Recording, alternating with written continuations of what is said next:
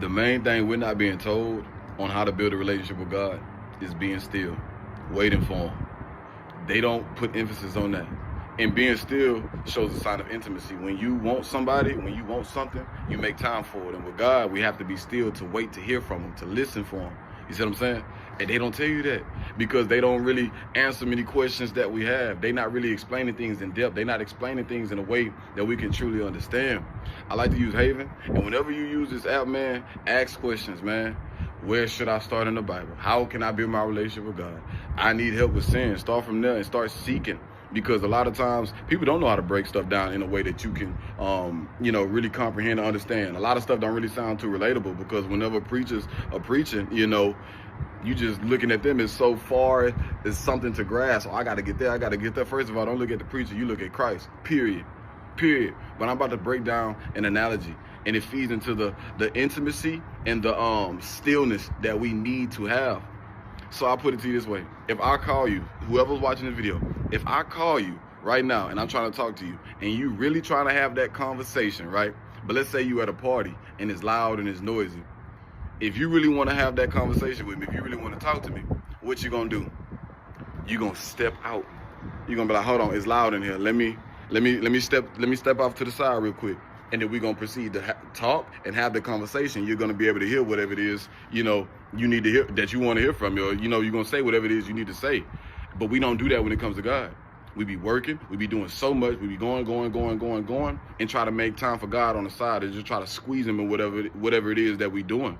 We don't try to silence the noise. We don't try to be still because we feel like we're going to miss out on something.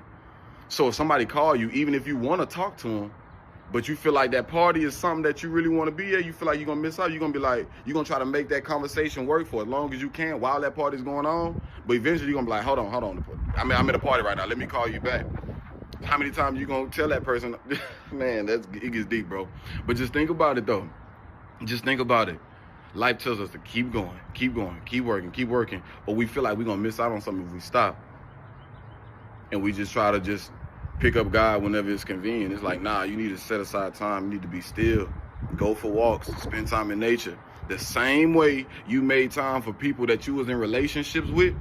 Oh, we about to go on today. We about to go here. You'll drop everything. You'll be planning ahead. Oh, we about to do this. We about to do that. You're spending intimate time with the person because that's what you wanted to do. You made that a priority.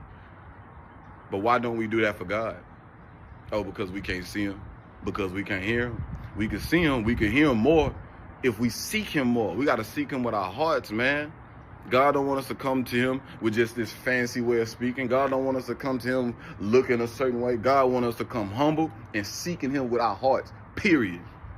So as far as that looking fancy, trying to appear holy, what you trying to appear holy for when you can be holy and be made true and righteous by the one and only true living God? He makes us holy. You see what I'm saying? So set aside time.